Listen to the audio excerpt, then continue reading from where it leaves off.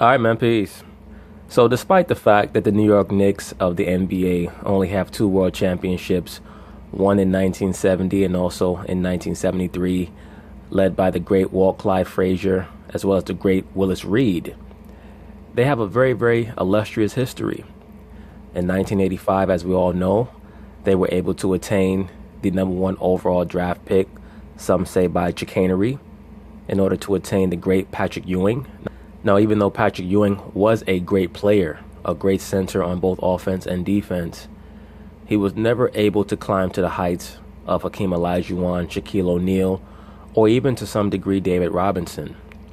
And that meant that he was always coming up short, oftentimes to the great Michael Jordan. And this led to the great offseason of 1996, which was truly the first great offseason in the NBA's history. The NBA did not have free agency or full unrestricted free agency until 1988. So by 1996, you had many of its top stars who were free agents. Such notables like Michael Jordan and Reggie Miller, both of them flirted with leaving their teams and joining the Knicks. The reason why I bring that offseason up is because that is the offseason that created the domino effect that still cripples the New York Knicks to this very day. That was the offseason where they signed Larry Johnson, Allen Houston, and Chris Childs to overly inflated contracts. In the 96-97 season, they were able to win something like 56 or 57 games. By the playoffs, they were playing as well as anyone in the NBA. And then, of course, you had that incident in Miami, I believe in Game 5, where Charlie Ward got into a fight with P.J. Brown while they were both standing on the side of the paint while someone was shooting free throws. And it affected the New York Knicks to the point where most of their team got suspended for Games 6 and 7. They lost a series to the Miami Heat in 7 games.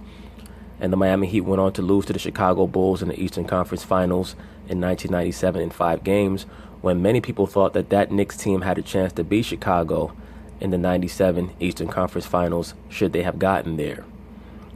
Of course, due to the fact that they signed Allen Houston and Larry Johnson and Chris Childs to those exorbitant contracts, that led to them making very bad decisions for years after that because they had a very hard time moving those contracts, which is why you've had so many bad deals made by so many New York Knicks general managers since then, culminating in Phil Jackson, who I believe has gotten, for the most part, a raw deal.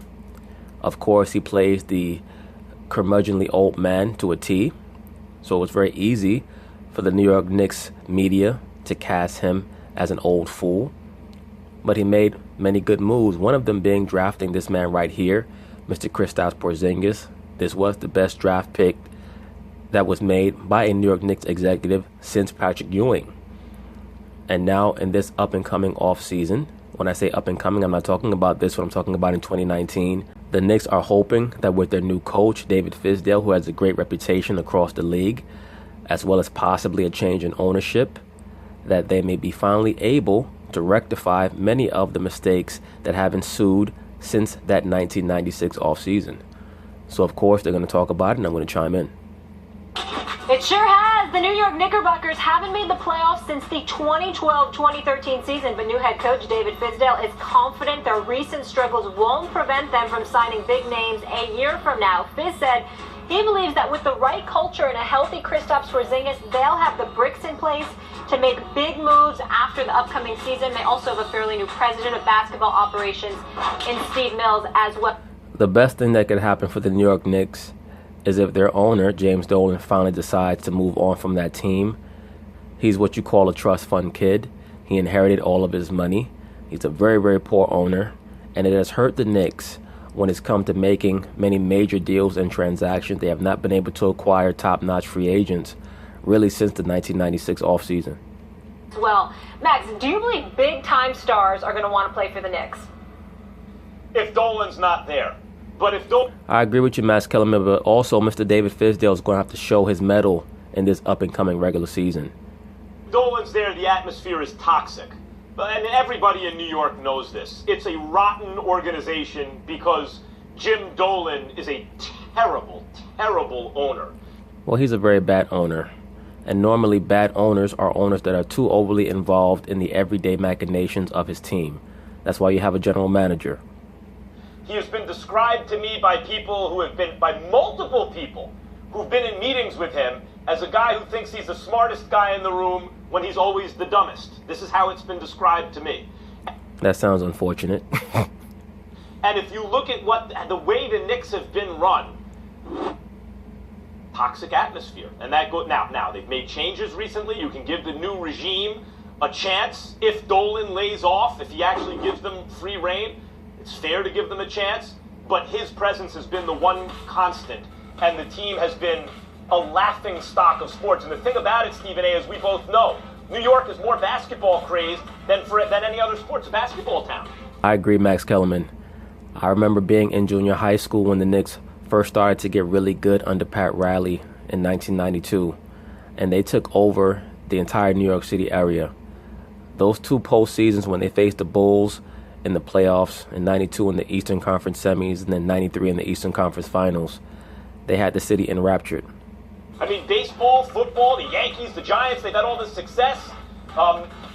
People prefer the Knicks to anybody, and the proof in the pudding is in the mid-'80s, the Knicks were getting $1,500 a pop for courtside seats. The Giants and the Yankees were getting 1/10 that.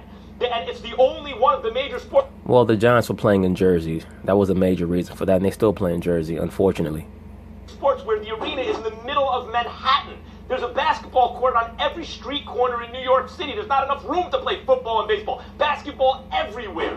New York loves basketball, and yet the Knicks have stunk this entire time. But therein lies a huge opportunity, Stephen A., because not only have they not won a championship in my lifetime, almost 45, well, I'm almost 45, it's over 45 years now, no championships, but they've never had a high-flying, exciting superstar. Bernard King was a shooter, Patrick Ewing was a center.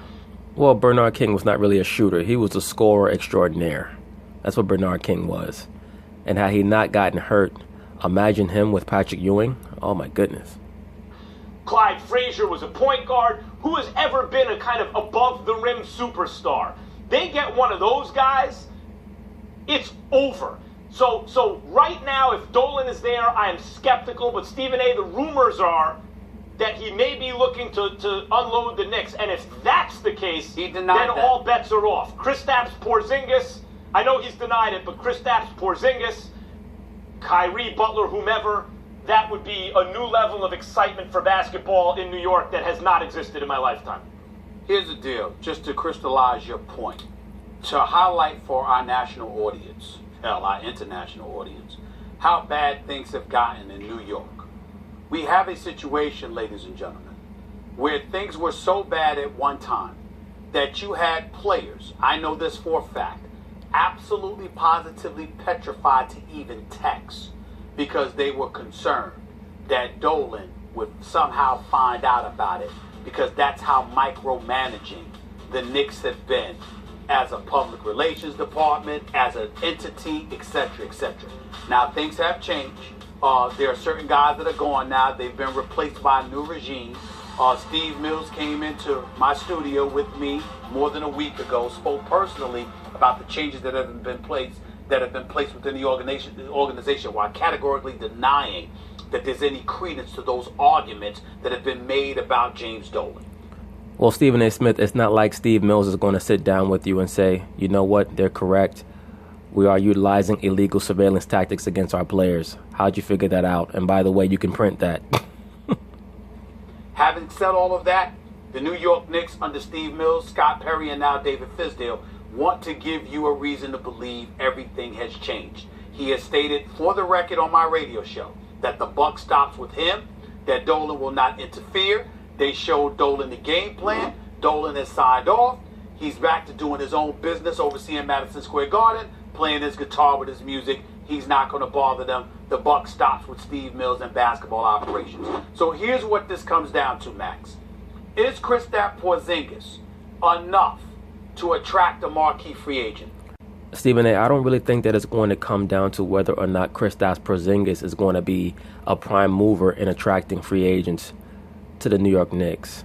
I believe that the Knicks are going to have some gentleman callers per se, because proverbially speaking, New York City has almost become a virgin city in regards to player destinations. What I mean by that is that you have other very illustrious locations. You have other appealing spots that players have already gone to. And now you have all-star caliber talent like a Jimmy Butler or Kyrie Irving that are looking at the New York City area and saying, we can pretty much grab this chick by the titty and nobody's going to say anything because they're just going to be so happy to have us here. We can take over this team because Kristaps is not an alpha. He's your second option, maybe even your third option. That's what players like a Jimmy Butler and a Kyrie Irving are thinking. He'll be happy just to have us there. Especially if James Dolan is no longer around, we can take the city by storm. I think that the city is going to be how they reel in these players, not Kristaps Porzingis. Here's what I'm being told. Maybe for Kyrie Irving, no one else. No one else is willing to accept the challenge unless they know definitively that Kristaps Porzingis returns healthy, which means that the key to the New York Knicks' success in 2019 is not just the development of Kevin Knox. It's just not a metamorphosis that takes place with their culture, which I believe Mark Jackson would have facilitated better than anybody, but I believe in David Fizdale, and he has... Well, Mark Jackson can forget it. He's never going to get an NBA coaching job again. He's not liberal enough. David Fizdale is someone who basically is going to have a referendum established for him this up-and-coming season.